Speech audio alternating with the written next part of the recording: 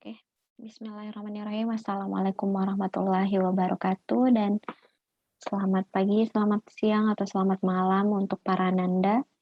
Bertemu kembali di video perkuliahan Ibu untuk mata kuliah pengembangan instrumen penelitian. Video ini Ibu sediakan untuk penjelasan Ibu khusus untuk pertemuan di pekan ketiga atau materi kedua ya kalau di penjadwalan dari agenda perkuliahan kita. Jadi kalau sebelum-sebelumnya di pertemuan di video bagian 2 Ibu menjelaskan secara umum terkait tentang penelitian, kemudian membahas tentang jenis-jenis penelitian, teori, kemudian pembahasan yang terakhir yaitu Ibu telah menjunjung juga terkait dengan variabel penelitian. Nah, kesemuanya itu, ketika kita membahas dalam, penelitian itu, masih bersifat sangat umum. Nah, pada video perkuliahan kali ini, di pokok bahasan kita yang ketiga, itu pembahasannya sudah mulai mengkhusus pada, esensi dari mata kuliah ini. Seperti mungkin Anandaku ketahui bahwa fokus perkuliahan ini adalah, pada, pengembangan instrumen penelitian. Sehingga, Ibu tidak akan membahas, kalau kemarin kan di langkah-langkah penelitian, kita sudah memetakan dari 8 langkah itu yang mana masuk di bagian pengkajian bab 1, yang mana masuk bagian pengkajian bab 2, bab 3, bab 4, dan bab 5. Nah, tapi untuk, penjelasan lanjutan, Ibu tidak akan menjelaskan dari setiap bab atau komponen dalam, pelaksanaan suatu penelitian, namun Ibu akan mulai mengkhusus pada, pembahasan khusus terkait dengan instrumen penelitian. Nah, pada video ini, yang akan Ibu bahas adalah, terkait dengan metode dan instrumen pengumpulan data, serta bagaimana proses pengumpulan data itu sendiri. Ya, tentu dalam hal ini yang Ibu maksud data adalah data penelitian. Oke, baik. Ibu paparkan dulu seperti biasa apa-apa yang akan kita bahas pada, video penjelasan ini. Yang pertama yaitu metode pengumpulan data, apa saja yang Anandaku bisa jadikan pilihan pada saat, judulnya sudah fix ya dan sudah tersusun bab 1, bab 2. Nah, nanti kalau untuk terkait metode pengumpulan data, umumnya dibicarakan atau dibahas pada bab 3. Selanjutnya di poin 2 nanti kita akan membahas tentang instrumen pengumpulan data, kemudian untuk melengkapi materi ini dan nanti supaya nanti Ananda terhindar dari hal-hal yang harusnya diperhatikan, khususnya dalam, pengambilan data, maka kita perlu membahas di bagian ketiga, kesalahan-kesalahan umum, penggunaan angket wawancara observasi dan, dalam penelitian, di mana, ketiga istilah ini, merupakan, bagian dari apa yang akan kita bahas pada video ini. Kemudian yang terakhir nanti akan kita bahas terkait dengan prosedur pengumpulan data. Nah, untuk efisiensi waktu, Ibu rasa kita langsung saja masuk mulai dulu dari poin pertama yaitu metode pengumpulan data. Terkait untuk tentang definisinya sendiri, Ibu memang tidak mencantumkan, namun Ibu bisa bahasakan bahwa metode pengumpulan data ini menjelaskan tentang bagaimana cara seseorang dalam mengumpulkan data. Nah, evaluasi Ibu di beberapa tahun selama membawakan mata kuliah ini, kerap kali pada mahasiswa tidak mampu membedakan mana yang disebut sebagai metode dan mana yang disebut sebagai instrumen pengumpulan data. Nah, semoga pada video ini untuk Anandaku yang saat ini menyimak materi Ibu, semoga setelah menyimak penjelasan Ananda akhirnya bisa paham cara membedakan antara metode dan instrumen pengumpulan data. Kita mulai dulu pembahasan dari metode pengumpulan data. Jadi, metode pengumpulan data seperti tadi yang sudah Ibu sampaikan bahwa menggambarkan strategi atau cara yang digunakan oleh peneliti dalam mengumpulkan data. Misalnya, tadi yang, berdasarkan hasil contoh yang sempat kita bahas di video kedua itu berkaitan tentang hasil belajar. Nah, untuk, mengukur hasil belajar itu, cara yang digunakan itu seperti apa? Nah, nanti, istilah yang tepat dalam, terkait dengan, metodologi penelitian nanti kita akan tindak lanjuti. Jadi intinya metode itu menyatakan cara yang digunakan oleh peneliti dalam mengumpulkan data. Kemudian, penjelasan selanjutnya adalah ditandai dengan diperolehnya bahan-bahan keterangan kenyataan-kenyataan dan informasi yang dapat dipercaya. Jadi, tanda bahwa seseorang itu telah mengumpulkan data, jadi kalau mengumpulkan data berarti kata lainnya adalah memperoleh data ya. Memperoleh data itu ditandai dengan ini, ditandai dengan diperolehnya, beberapa komponen ini, sesuai dengan, tujuan ia melakukan pengambilan data. Jadi kalau misalnya, eee, untuk mengukur hasil belajar, cara mengambilnya dengan apa dan apa yang diperoleh setelah mengukur hasil belajar. Nah, itu nanti yang akan kita bahas lebih jauh. Ibu coba dulu ganti pilih warna ya, karena ini tadi merah, Ibu ganti dulu kuning. Oke. Nah, selanjutnya, dalam penelitian digunakan berbagai macam metode pengumpulan data. Jadi, di sini nanti akan ditampilkan bahwa ada beberapa. Yang pertama itu bisa berupa angket, kemudian ada wawancara, ada observasi, ada tes, ada analisis dokumen, dan lain-lain. Nah, jadi ini ada beberapa opsi yang bisa Nandaku sekalian gunakan, contoh-contoh metode dalam mengumpulkan data. Jadi ingat, metode pengumpulan data adalah cara yang digunakan untuk peneliti dalam mengumpulkan data. Untuk membedakannya nanti sebentar di bagian tertentu Ibu akan memberikan analogi biar lebih mudah. Next, tadi kita sudah membahas jadi tadi beberapa contoh metode pengumpulan data ada 1 angket, 2 wawancara, bisa analisis dokumen, kemudian bisa melalui observasi, kemudian bisa melalui tes dan lain sebagainya. Oke, kita menuju ke pokok bahasan berikutnya yaitu instrumen pengumpulan data. Jadi kan kalau untuk tadi metode sudah Ibu jelaskan ya, tadi ada beberapa.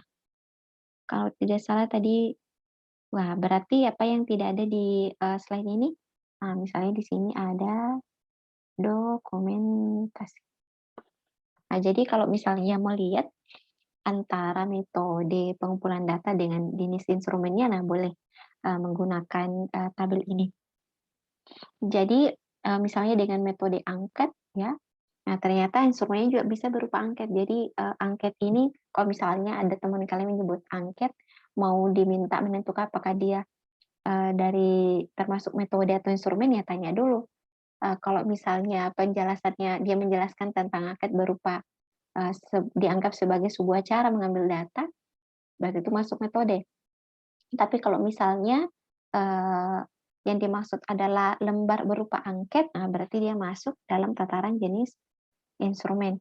Mungkin sepintas ada yang mulai bertanya, "Seperti apa sih Bu bentuknya jenis instrumen berupa angket, daftar cocok, skala?" Nah, Ibu rasa, sekarang sudah sangat banyak sumber informasi ya, Ananda boleh, googling ya, termasuk ini inventory, apa sih itu Bu inventory? Ya boleh nanti, Anandaku sekalian coba googling, ketik inventory. Nah, nanti, pilih di tab image, nah nanti akan muncul seperti apa wujudnya itu dari keempat misalnya untuk khusus angket itu, keempat, bentuk instrumen ini.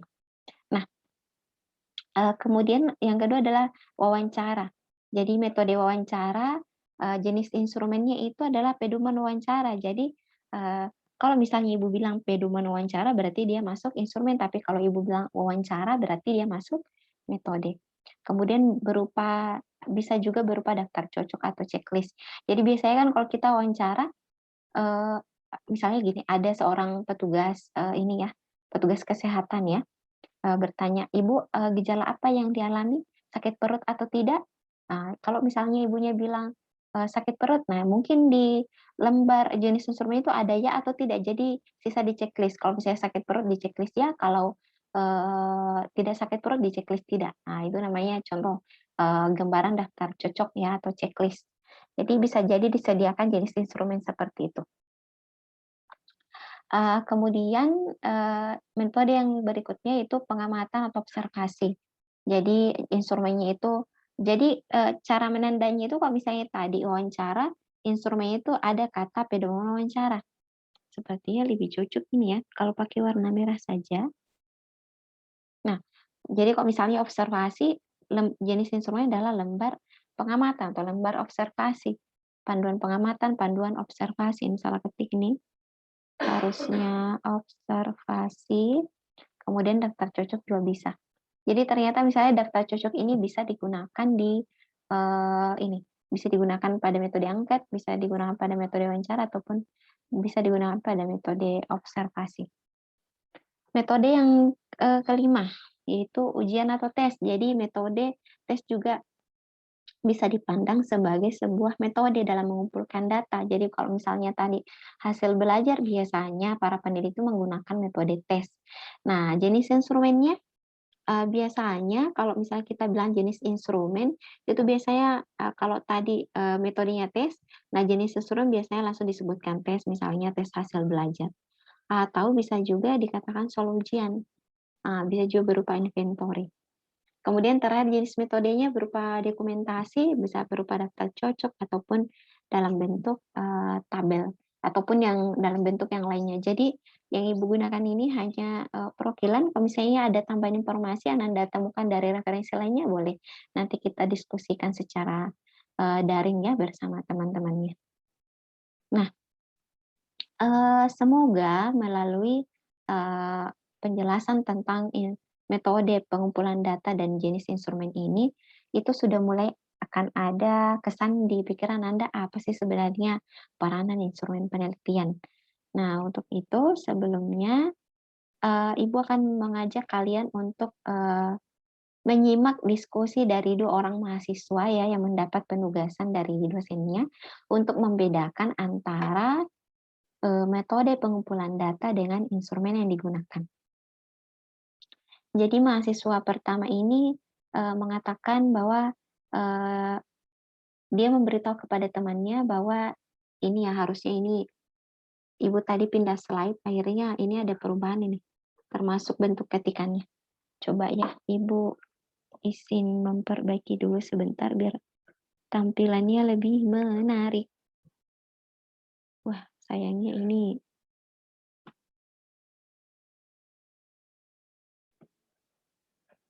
tunggu ya. Format.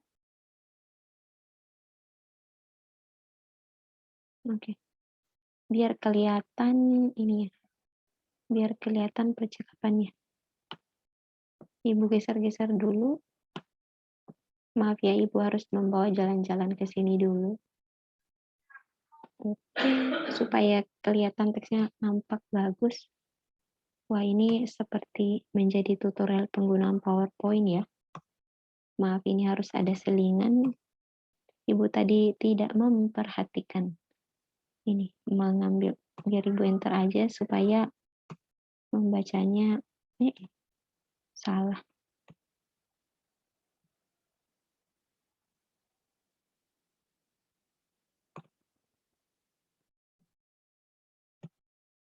Oke.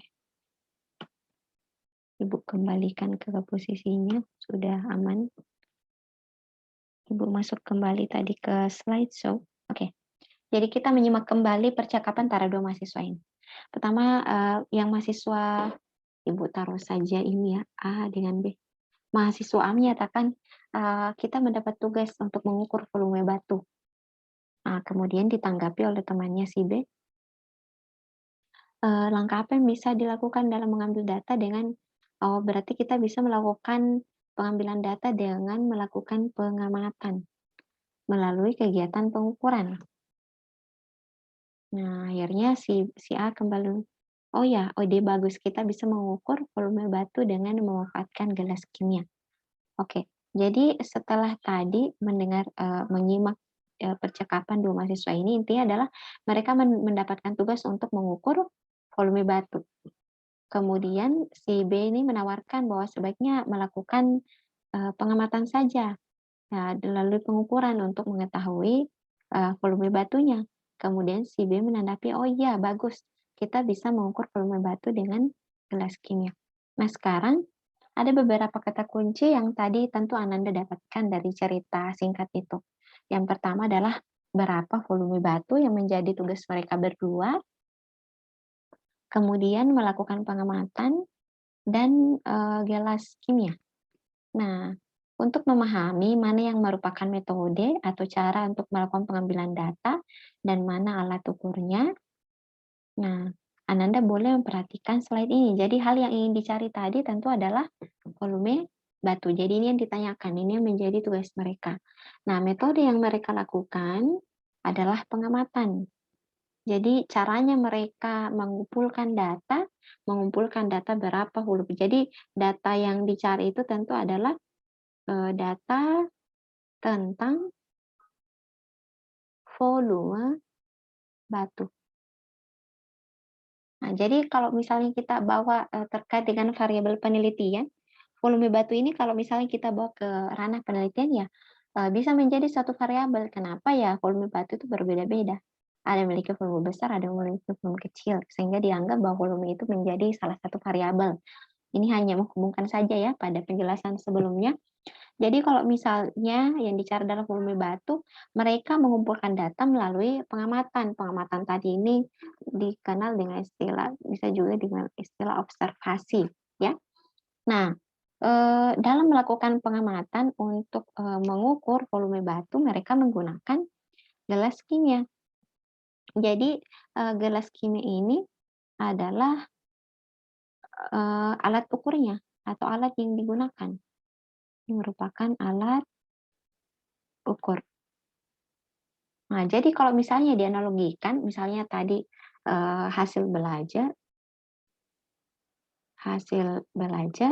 nah, caranya itu metodenya dengan menggunakan metode tes. Nah, sementara alat ukurnya adalah tes hasil belajar. Nah, semoga dari contoh ini akhirnya Anda akan paham bahwa sebenarnya peranan instrumen penelitian, jadi instrumen penelitian tidak lain adalah sebagai alat ukur. Nah, jadi karena ada data yang tadi kan salah satu cirinya variabel di video kedua itu ciri-cirinya adalah variabel itu harus dapat diukur. Nah, kalau misalnya harus dapat diukur berarti membutuhkan alat ukur. Nah, alat ukur inilah yang kita sebut sebagai instrumen penelitian. Bagaimana caranya membuat alat ukur, Bu, dan apa syarat-syaratnya, ya? Nah, syarat instrumen itu nanti akan dibahas di bagian akhir sebentar ya. Nanti Ibu akan berikan tambahan penjelasan. Semoga sampai pada tahapan ini sudah cukup dipahami. Nah, Ibu memberikan lagi salah satu contoh kasus dalam penelitian. Misalnya, judul penelitian hubungan antara perilaku belajar dengan prestasi belajar. Nah, jadi pengumpulan datanya itu menggunakan tes, juga menggunakan wawancara. Nah, instrumen penelitiannya adalah tes prestasi belajar. Jadi kalau misalnya cuma bilang tes, berarti itu hanya menyampaikan metode pengumpulan data. Tapi kalau misalnya sudah bilang tes prestasi hasil belajar, berarti itu merujuk pada instrumen penelitian atau alat ukurnya baru alat untuk mengukur perilaku belajar ya adalah tes hasil belajar. Seperti itu. Sama kalau misalnya pada judul ini penelitinya memutuskan untuk melalui wawancara, berarti instrumennya adalah pedoman wawancara. Jadi jangan sampai kalau misalnya Ibu nanti sebut wawancara, Anda bilang itu termasuk instrumen penelitian. Nah, padahal kalau misalnya kita cuma bilang wawancara atau tes atau observasi, itu identik merujuk pada metode pengumpulan data.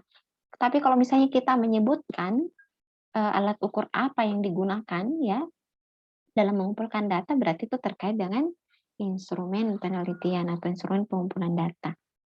Oke, baik. Setelah tadi membahas, kita masuk di pokok bahasan berikutnya, itu kesalahan-kesalahan umum dalam penggunaan angket wawancara, observasi, dan penelitian. Nah, ini tadi kan sudah Anda tahu ya, ini termasuk dalam metode, ya. Jadi metode pengumpulan data.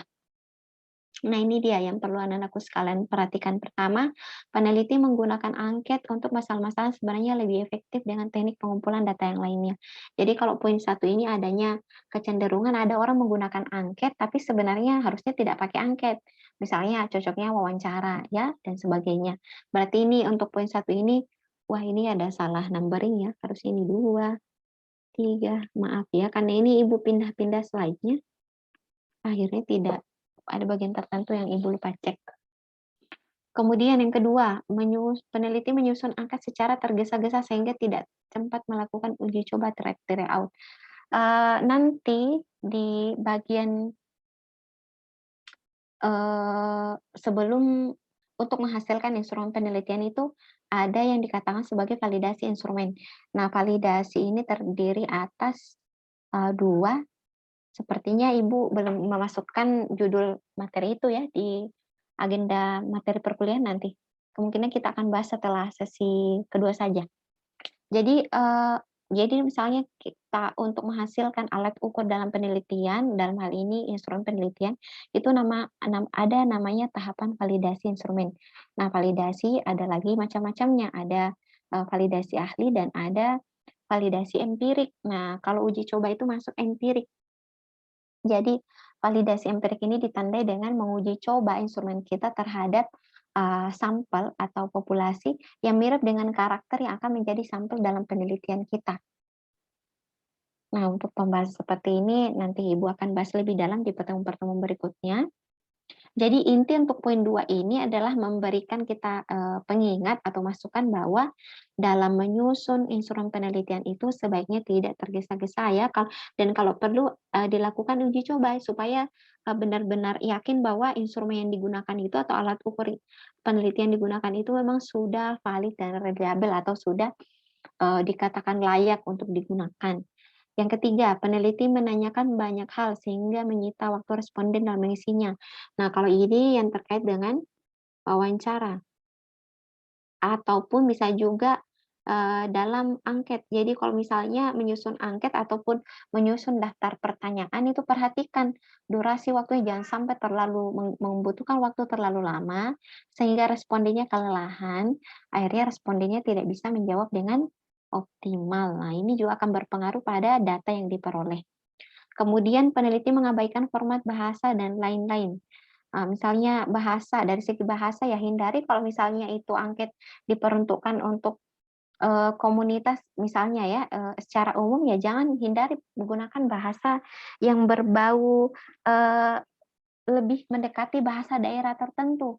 Demikian pula sebaliknya, jika misalnya kalian penelitian kualitatif ya, meneliti suku Mandar dan subjeknya ini merupakan komunitas orang-orang yang lebih tahu tentang bahasa Mandar, ya jangan diberikan bahasa umum atau bahasa Indonesia yang banyak karena mereka tidak akan memahami isi dari angket yang Anda gunakan. Ya, tapi kalau biasanya yang mendekati ke etnografi ya atau menyelidiki tentang suku-suku tertentu biasanya lebih memilih wawancara. Setahu Ibu, tapi kalau misalnya dalam hal ini angket ya tentu tadi perlu bahasa yang formal, yang enak dibaca, kemudian kalau perlu sampai memperhatikan susunan hurufnya karena ada orang juga yang mengisi angket kalau misalnya langsung penampakannya itu penuh dengan teks ya, kemudian marginnya tidak diatur sehingga membuat pusing respondennya ya tentu ini akan berpengaruh pada konsentrasi respondennya dalam mengisi instrumen yang kalian berikan kepada mereka. Kemudian kelima, peneliti mengabaikan proporsi sampel yang tidak menjawab dan mengembalikan angket. Jadi salah satu hal yang perlu diperhatikan juga ketika seorang menyediakan instrumen penelitian dan dibagikan ke responden, ya perlu memperhatikan apa cara yang perlu dilakukan sehingga respondennya ini bisa mengisi dengan optimal. Tidak cuma mengisi nama, tapi mereka benar-benar mengisi secara optimal. Misalnya ya, contoh pada saat sekarang kan, yang paling umum digunakan kalau misalnya berkaitan dengan angket itu, tanpa harus bertemu langsung dengan orangnya adalah, menggunakan Google Form. Nah, fakta yang terjadi di lapangan ketika seorang peneliti menggunakan Google Form, ada yang, bersedia untuk mengisi, ada juga yang tidak. Nah, salah satu cara supaya banyak yang mengisi misalnya menyediakan reward ya, dengan mengundi misalnya nih, eee, seperti yang Ibu contohkan kemarin salah satu penelitian Ibu membagikan, Google Form dan salah satu reward-nya itu adalah, dengan nanti akan mengambil secara acak bagi yang beruntung, nama-nama responden dan berhak untuk mendapatkan, uang kuota, misalnya kuota kuota internet ya senilai, 50.000 misalnya atau senilai 100.000. Nah, dengan ada reward seperti ini, bisa jadi ini mungkin akan menjadi salah satu cara untuk membuat, peserta kita atau responden kita tertarik untuk melihat apa sih yang kita tanyakan dalam instrumen kita. Ya, Bu, apakah harus selamanya dengan reward seperti itu? Ya, boleh dengan berbagai cara, intinya adalah bagaimana cara kita supaya responden kita mengembalikan angket itu tidak dalam bentuk kosong, sehingga yang data yang kita, butuhkan memang, bisa kita peroleh dengan optimal. Kemudian langkah keenam, melakukan interview dengan tidak membuat perencanaan yang matang. Nah, jadi kalau misalnya Ananda memilih, wawancara kemudian datang ke, responden ya yang, menjadi narasumber Ananda tapi tidak menyusun ya tentu ini akan menghasilkan, hasil wawancara yang tidak optimal karena, sifatnya, eee, tanpa perencanaan.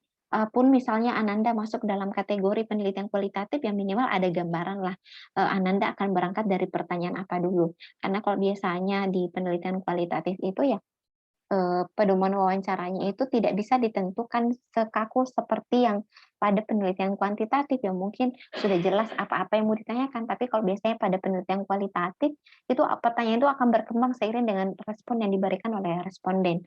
Nah, walaupun demikian minimal yang diharapkan pada sesi, bagi Ananda yang memilih, metode pengumpulan data berupa interview atau wawancara, ya minimal ada perencanaan, dasar ya yang kalian ancang-ancang sebelum masuk di real kegiatan pengambilan datanya. Kemudian yang ketujuh, kurang terlatih dalam melakukan wawancara.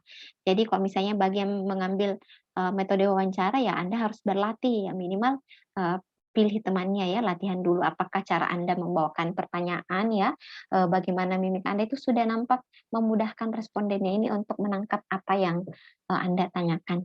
Observer kurang terlatih mendapat data yang sahih dan handal, termasuk tadi ya, kurang terlatih ya Anda harus perlu, memiliki treatment-treatment tertentu sehingga respondennya itu mampu, memberikan hasil yang Anda data yang Anda butuhkan. Kemudian observer melakukan tindakan yang mengganggu kenyamanan bagi pihak yang diobservasi. Ya, contohnya misalnya apalagi pewawancara, ya misalnya dari segi gerakan mata saja ya, kalau misalnya dari tatapan Anda seperti terlihat memperhatikan sesuatu dan membuat responden Anda tidak nyaman, ya tentu ini bukan suatu kondisi yang diharapkan. Nah, sehingga, ini akan mengganggu dari data atau kevalidan data yang Anda peroleh dari misalnya melalui wawancara tadi. Kemudian ke-10 peneliti menggunakan instrumen penelitian belum dikuasai sepenuhnya. Nah, jadi jangan sampai Anda termasuk peneliti yang menggunakan alat ukur yang Anda sendiri tidak tahu cara menggunakannya. Sama logikanya ketika Anda diminta untuk mengukur misalnya, panjang, balok ini. Nah, alat ukur yang diberikan ke Anda adalah, jangka sorong. Nah, tapi Anda sendiri tidak tahu bagaimana cara menggunakan jangka sorong ini, bagaimana cara memperoleh data. Sama, walaupun sebenarnya kalau misalnya baloknya lumayan panjang, ya cocokkan dalam mistar ya, ini hanya logis saja karena, atau Ibu contohkan saja dalam mistar. Jadi, ada balok yang diminta untuk diukur panjangnya berapa, jadi panjang ini adalah ini yang akan kita ukur, kemudian alat ukurnya adalah mistar, mistar ini baru analoginya sama dengan instrumen penelitian. Nah, jadi, cara melakukannya ini kan diobservasi ya, karena melakukan pengukuran. Jadi observasi itu metodenya. Nah, jadi bagaimana mungkin Ananda akan memperoleh data data tentang panjang dari balok ini kalau misalnya Anda tidak tahu menggunakan misternya seperti apa, cara membacanya misalnya. Ya sama dengan penelitian. Jadi memang dalam penelitian tuh banyak hal yang harus Ananda kaji sebelum memang memilih suatu topik penelitian. Yang terakhir, format observasi yang memerlukan kerja keras di pihak observer. Jadi misalnya begini, kalau untuk poin ke-11, misalnya Ananda, ini mungkin ya lebih lebih, sering terjadi misalnya di pengamatan ke makhluk hidup, ya misalnya mengamati tentang lebah. berapa kali lebah mendatangi kumbang. Nah, jadi kalau misalnya Ananda mau mengamati dengan secara kasat mata tanpa dibantu oleh kamera yang merekam, tentu ini akan menyulitkan Anda sendiri karena Anda harus melek ya, memperhatikan kumbangnya ini bolak-balik berapa kali ya dia menghinggapi bunganya ya misalnya ya. Jadi sama analoginya. Jadi dalam melakukan pengambilan data, utamanya yang memilih metode observasi, Anda perlu merencanakan apa-apa yang memudahkan Anda dalam mengamati. Jangan sampai Anda keburu ingin mengumpulkan data tertentu, tapi ternyata Anda membutuhkan teknik yang lain, sehingga Anda sendiri kesulitan dalam melakukan pengambilan data. Mungkin itu ya penjelasan tentang terkait kesalahan-kesalahan yang sering terjadi dalam penggunaan metode angket, wawancara, dan observasi dalam penelitian. Kemudian ini merupakan pembahasan terakhir pada videonya itu prosedur pengambilan data. Jadi adapun prosedurnya yaitu satu penelitian mempertimbangkan kualitas dari alat ukurnya. Tadi Ibu sudah sebut ya, jadi alat ukur yang dimaksud itu adalah instrumen penelitian. Kemudian apabila alat yang digunakan valid dan yang reliable, maka data yang diperoleh juga valid dan reliable. Jadi melalui penjelasan ini kita mengetahui bahwa kata kuncinya itu pada bagian ini, instrumen penelitian itu setidaknya harus memenuhi 2 kriteria, yaitu valid dengan reliable. Nah, semoga Ananda sampai sini mungkin sudah pernah dengar ya istilah valid dengan reliable. Jadi untuk penjelasan awal Ibu tentang valid dan reliable, misalnya Ibu tadi contohkan tadi mengukur panjang buku. Nah, jadi tadi tentu Anandaku sekalian tentu pada saat mengukur panjang buku, alat ukurnya atau instrumennya, Ibu sebut saja instrumennya biar terbiasa, adalah mistar. Nah, dikatakan tidak valid ketika yang harusnya Anda menggunakan mistar, Anda malah menggunakan neraca. Nah, kalau dalam fisika neraca ini digunakan untuk mengukur massa. Nah, untuk mistar ini yang lebih tepat untuk mengukur panjang. Jadi, dengan kata lain valid itu tidak lain adalah kesesuaian antara alat ukur dengan apa yang hendak diukur. Jadi misalnya tadi Ananda memilih salah satu variabel penelitiannya adalah hasil belajar. Jangan sampai instrumen yang Anda gunakan bukan mengukur hasil belajar, tapi malah mengukur motivasi. Berarti antara apa yang mau diukur dengan alat ukur itu tidak sesuai. Berarti dikatakan bahwa instrumen itu tidak valid. Nah, seperti itu ya. Nah, sementara kalau reliable atau biasanya kalau di metode penelitian ini disebut sebagai istilah AJEK ya. AJEK itu identik dengan kata konsisten. Jadi konsisten maksudnya di sini ketika instrumen penelitian kita digunakan pada satu komunitas dan digunakan pada komunitas yang lainnya, itu menghasilkan data yang tidak uh, tidak ada ketimpangan yang terlalu jauh. Artinya data yang diperoleh itu mirip ya. Ya kalau misalnya ada perbedaan tentu itu wajar ada perbedaan. Tapi kalau misalnya ada perbedaan itu tidak terlalu jauh sehingga menunjukkan bahwa instrumen yang kalian gunakan itu memang konsisten. Misalnya hasil belajar. Nah, kalian membuat hasil belajar materi momentum dan impuls. Di validasi bagian empiriknya yaitu uji cobanya itu kalian mencobakan di sekolah A pada kelas 10. Nah, kebetulan sasaran kalian nanti untuk penelitian adalah kelas 10 juga di sekolah B. Nah, kalau uji coba dulu di sekolah A, di karakter antara A dan B ini dianggap sama komunitasnya kalau uji coba. Nah, diperolehlah hasil sekian. Nah, ketika kalian penelitian dan dicobakan di sekolah B yang merupakan memang sudah real sampel dari penelitian kalian memperoleh data yang mirip dengan apa yang kalian dapatkan pada saat uji coba. Nah, itu menandakan bahwa instrumen penelitian kalian sudah reliable atau ajak ya, keajegannya itu sudah terpenuhi. Selanjutnya, wah, Ibu menghapus dulu ya beberapa coretan Ibu tadi supaya nampak penjelasan selanjutnya. Ibu hapus dulu. Semoga untuk kata kunci valid dan reliable itu Ananda sudah cukup pahami. Kalaupun belum paham ya nanti boleh bertanya lanjut ke Ibu, baik melalui kolom komentar di Google Classroom ataupun melalui web. Oke, kita kembali. Jadi setelah tadi kita pastikan, jadi pertama itu menyediakan dulu alat ukur ya. Jadi kata kuncinya di sini adalah prosedurnya ya, menyediakan alat ukur, kemudian di bagian 2 ini, alat ukurnya tadi, alat ukur harus valid dan reliable. Nah, tujuannya adalah agar diperoleh juga data yang valid dan reliable. Nah, setelah ini, setelah ada instrumen yang valid dan reliable ya, kemudian melakukan pembelian data, akhirnya diperoleh data yang objektif dan akurat. Nah, namun ternyata perlu juga memperhatikan prosedur pengumpulan data. Nah, jadi setelah kita mengukur, ternyata sebelum mengukur itu kita perlu memperhatikan prosedur pengumpulan data. Contohnya adalah wawancara tidak akan bisa dilakukan oleh seseorang yang tidak memiliki keterampilan dan kemahiran berwawancara. Nah, ini tadi ya salah satu bagian yang kita bahas di ini ya, kekurangan-kekurangan atau kesalahan yang kerap kali terjadi dalam metode wawancara di bagian sebelumnya tadi.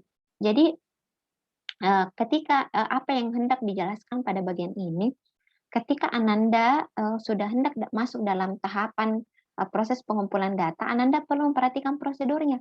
Jadi kalau misalnya Anda meneliti dan di dalamnya itu perlu ada metode wawancara, berarti apa yang perlu Anda lakukan?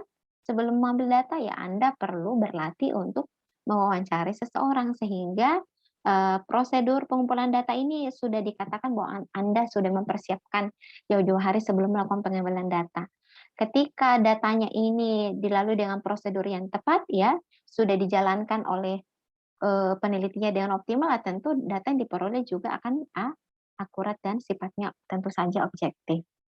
Nah, mungkin demikianlah, penjelasan Ibu terkait dengan metode pengumpulan data, kemudian instrumen pengumpulan data, dan prosedur pengumpulan data. Mungkin itu, penjelasan Ibu, dan Ibu akhiri dengan ucapan terima kasih karena telah menyimak sampai akhir. Billahi taufiq wal hidayah. Wassalamualaikum warahmatullahi wabarakatuh.